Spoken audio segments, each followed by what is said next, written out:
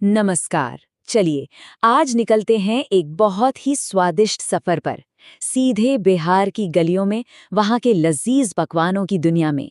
ये सिर्फ खाने का सफर नहीं होगा, बल्कि ये होगा स्वाद, परंपरा और संस्कृति का एक संगम। तो तैयार हैं?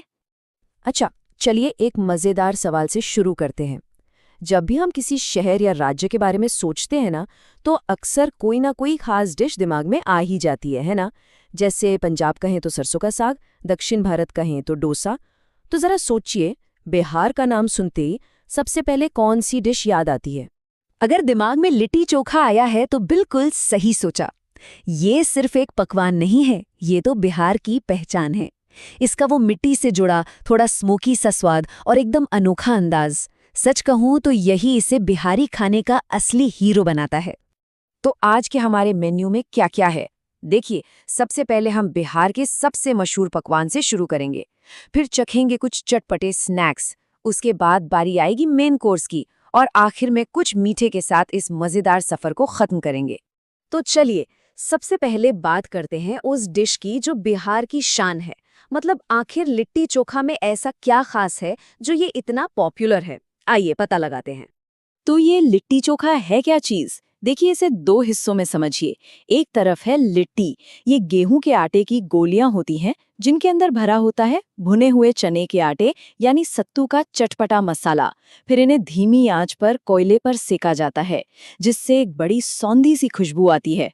और इसका साथ देता है चोखा। ये क्या है? ये भुने हुए बैगन, आलू और टमाटर को मसलकर बनाया गया एक मजेदार भरता है।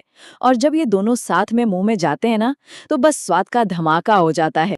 अच्छा, लिट्टी चोखा तो हो गया एक तरह से खास मौकों के लिए। अब जरा देखते हैं कि बिहार के लोग अपनी रोजमर्रा की जिंदगी में, मतलब चाय के साथ या शाम के नाश्ते में, क्या खाना पसंद करते हैं।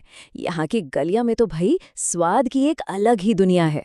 और लिस्ट में सबसे पहले आता है सबका फेवरेट, समोसा। हाँ, मानता हूँ ये पूरे भारत में मिलता है, लेकिन बिहार के समोसों की बात ही कुछ और होती है। वो कुरकुरी परत और अंदर आलू का तीखा मसालेदार भरावन, उफ, हर मौके के लिए एकदम परफेक्ट। इसके बाद नंबर आता है घुगनी का। ये काले चने से बनती है एक गाढ़ी, मसालेदार और चटपटी सी करी। इसे अक्सर शाम के नाश्ते में चूड़ा यानी पोहा के साथ खाते हैं। और इसका स्वाद इतना जबरदस्त होता है कि एक कटोरी से तो मन ही नहीं भरता। और अब मिलिए दाल पीठा से। इसे आप एक तरह से बिहारी मोमोज भी कह सकते हैं। ये चावल के आटे से बने होते हैं और इनके अंदर होती है मसालेदार दाल की स्टफिंग। और सबसे अच्छी बात, इन्हें तला नहीं जाता बल्कि भाप में पकाया जाता है। तो मतलब ये स्वादिष्ट होने के साथ साथ काफी हेल्दी भी है। तो देखा आपने, बिहारी स्नैक्स में कितने अलग अलग तरह के स्वाद और टेक्सचर हैं। एक तरफ समोसे का वो क्रंच, तो दूसरी तरफ दाल पीठा का वो सॉफ्ट एहसास। हर चीज का अपना ही एक अलग मजा है। चलो जी, स्नैक्स तो हो गए, अब पेट भरने की बारी है। अब चलते हैं उन डिशेस की तरफ जो एक पारंपरिक बिहारी थाली को पूरा करती हैं और जिन्हें खाकर सही में दिल को सुकून मिलता है। बिहारी खाने में ना दाल का बहुत बड़ा रोल है। जैसे यहाँ देखिए, एक तरफ है खिचड़ी, चावल और दाल को मिलाकर बनाया गया एक बहुत ही हल्का और पौष्टिक खाना। और दूसरी तरफ है अपनी क्लासिक दाल तड़का। बनती तो ये हर घर में है, लेकिन बिहार में इसका स्वाद जरा हटके होता है। अब बात करते हैं बरी की।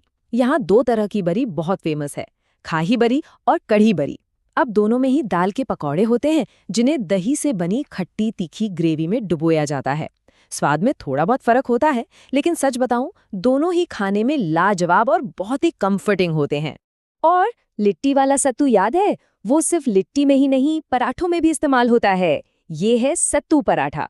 भुने हुए चने के आटे यानी सत्तू से भरा हुआ एक बहुत ही पौष्टिक पराठा, जो नाश्ते या लंच के लिए एक बेहतरीन और पेट भरने वाला ऑप्शन है। इतना सब नमकीन और मसालेदार खाने के बाद कुछ मीठा तो बनता ही है। तो चलिए अब इस स्वादिष्ट सफर के आखिरी और सबसे मीठे पड़ाव पर चलते हैं और बिहार की अनोखी मिठाइयों की दुनिया में डुबकी लगाते हैं। तो सबसे पहले है बालूशाही। इसका टेक्सचर ना बाहर से थोड़ा खस्ता और अंदर से एकदम परतदार होता है, और ये पूरी तरह मीठी चाशनी में डूबी होती है। आप इसे एक शाही मीठे डोनट जैसा समझ सकते हैं, जो बस मुंह में जाते ही खुल जाता है। और ये वाली मिठाई तो सच में बहुत यूनिक है। इसका नाम है लौंग लतिका। ये खोए से भरी एक पेस्ट्री होती है जिसे बंद करने के लिए ऊपर एक लौंग लगा देते हैं और फिर इसे भी चाशनी में डुबोया जाता है। इसका नाम जितना इंटरेस्टिंग है ना, स्वाद उतना ही यादगार। तो बिहारी मिठाइयों में कॉमन क्या है? देखिए, ज्यादातर मिठाइयाँ घी में तली हुई होती हैं। उनके अंदर खोया या मेवे जैसी रिच फिलिंग होती है और उन्हें मीठी चाशनी में डुबोकर तैयार किया जाता है। और ये मिठाइयाँ सिर्फ स्वाद के लिए नहीं है, ये हर त्योहार और खुशी का एक बहुत जरूरी हिस्सा हैं। एक बात कही जाती है कि किसी संस्कृति को समझने के लिए पहले उसके भोजन का स्वाद चखना चाहिए, और ये बात बिल्कुल सही है। जैसा कि हमने आज देखा, बिहार की हर डिश के पीछे एक कहानी, एक संस्कृति और एक पहचान छिपी है।